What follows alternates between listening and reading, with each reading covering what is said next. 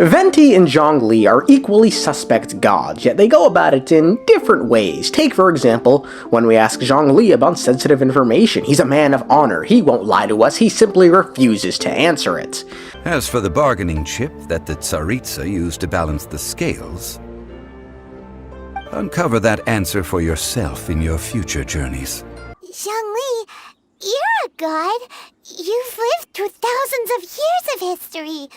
Surely you experienced the incident? I cannot say.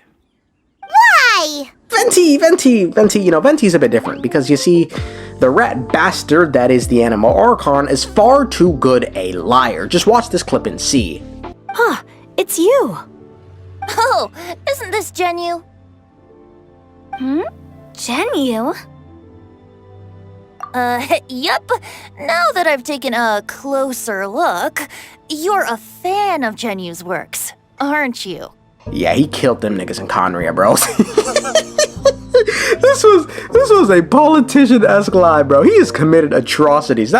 He did that shit way too naturally. So I want you to think back to when we've asked Venti some important questions, namely this one about the Abyss. That's what has allowed him to be led astray by the lies of the Abyss Mage. They are from the Abyss Order, an organization comprised of non-human beings. They despise mankind. I don't know where they come from. All I know is that they hold deep hatred toward the human world. Many hilly trolls out in the wild take orders from them and act as their weapons. Really? He doesn't know where the Abyss Order comes from? Barbatos, the god who knows epic tales and days gone by in every song ever written, past, present, and future, doesn't know the origin story of a group his actions indirectly caused? Venti also claims to not know of a princess of the Abyss, yet he loves talking about princesses in his stories. They were probably trying to turn Dvalin into a weapon of war for the Abyss. But that said, I have never heard of any such princess of the Abyss Order. Once the heroine in the song has actually rescued the prince, I will ensure this song spreads to every corner of the continent. Keep in mind, Venti is knowledgeable, maybe even more so than Zhongli. Once again, thanks to his knowing all songs, Venti is not only aware of other worlds, but also how they came to be and the gods on these other worlds, yet he doesn't know where the Abyss Order comes from. Get the fuck out of here. This might have been believable if the Abyss Order didn't have some weird fetish with mondstat. They steal their books, they steal their statues, hell, they even tried to steal one of their 4 winds, but he doesn't know where they come from. I mean, I suppose he has relegated Mondstadt's problems to the people of Mondstadt, so maybe he's not, up to date on the most breaking news terrorist organizations, but he only does this to a certain point. Throughout most of Mondstadt's history, Barbatos has been away sleeping and only awakens when the situation in Mondstadt is dire. So far, he's only done this 3 times. The first was to help end the Aristocratic rule in Mondstadt, the second was to fetch Dvalin to protect Mondstadt from the Black Dragon Durin during the Cataclysm, and the final one was to assist Dvalin during the Storm Terror incident. Yet one question we don't know the answer to is how long after each of the resolution of these incidents does Venti wait to go back to sleep? It's thought Venti sleeps so as to subvert the curse of erosion that may have been placed on him by the heavenly principles. However, if that were the case, wouldn't Venti want to go to sleep immediately after a situation clears up? If yes, then why hasn't he done this yet? Is it because he wishes to spectate our journey? I mean, we are the 4th descender, which means based on the other 3, some shit finna go down soon. I don't know why I said it like that. Or is it because something cataclysmic may soon happen to Mondstadt? Hell, it's probably a combination of both, given a great war with the heavenly principles is soon on the horizon, heralded by the Cryo Archon, and the fact that the Abyss Order is also looming, who aim to destroy all the nations of the 7. Things are gonna get very messy very soon into that, but what can Venti even do? Well, yes, he is a god. He said it himself. He's the weakest of the 7, and seemingly takes pride in that. Unless, of course, he's lying, or greatly exaggerating. Without a doubt, I am now the weakest archon among the 7. Aw, you flatter me. Yeah, greatly exaggerating. While he may be far off from the version of himself that could slice mountaintops in half, Venti can still perform some actions that are unbecoming of what should just be an ordinary god of wind. Take, for instance, the time he retrieved Stanley's soul from the mare Javari. That's not even like... When you hear god of wind, capable of guiding souls, what? I'm thinking like he can maybe like make a tornado or just like keep me cool during, give me a summer breeze. Guiding souls into the afterlife? This isn't in the job description, right? Where did they get this from? The shade he's from isn't even connected to that facet of being. Why did he have this power? Look, if he came from the shade of death, sure, it makes complete sense.